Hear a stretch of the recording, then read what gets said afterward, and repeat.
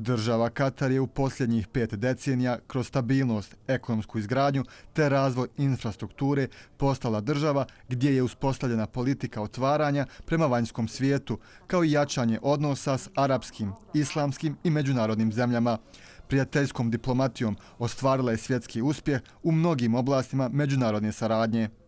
Želim da kažem da danas slavim Nacionalni dan države Katara koji spada 18. decembra, a ne danas, nego ranije smo mi slavili zbog nekih određenih protokolarnih razloga.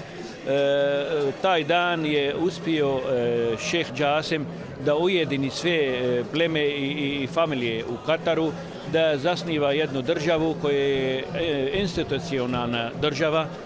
Ponovo se vratim na naše odnose koje ćemo ako Bog da ojačati u buduće i da će doći do visokih delegacija između dvije zemlje. Država Katar pridaje veliki značaj Bosni i Hercegovini jer je sa njom od nezavisnosti do danas izgradila čvrste odnose, prijateljstva i bratstva. Također nastoji povećati obim i raznovrsnost ekonomske saradnje sa Bosnom i Hercegovinom kako bi se povećao obim trgovinske razmjene, a mnoge bosansko-hercegovačke kompanije počele su ulaziti na tržište Katara, što će u velikoj mjeri doprinijeti povećanju približavanja dviju zemalja i posticanju investitora zainteresiranih za upoznavanje perspektivnih investicijskih tržišta Bosne i Hercegovine. Evo, ovdje sam došao na ovaj dan države Katar i već sam posjetio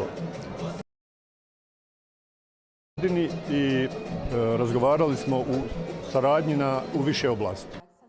Međusobna povezanost dviju zemalja postala je jasna i kroz dolazak brojnih katarskih turista u Bosnu i Hercegovinu, koja je postala njihova omiljena turistička destinacija. Bitno je raditi na povećanju kulturne i obrazovne saradnje i unapređenje bilateralnih odnosa između države Katar i Bosne i Hercegovine.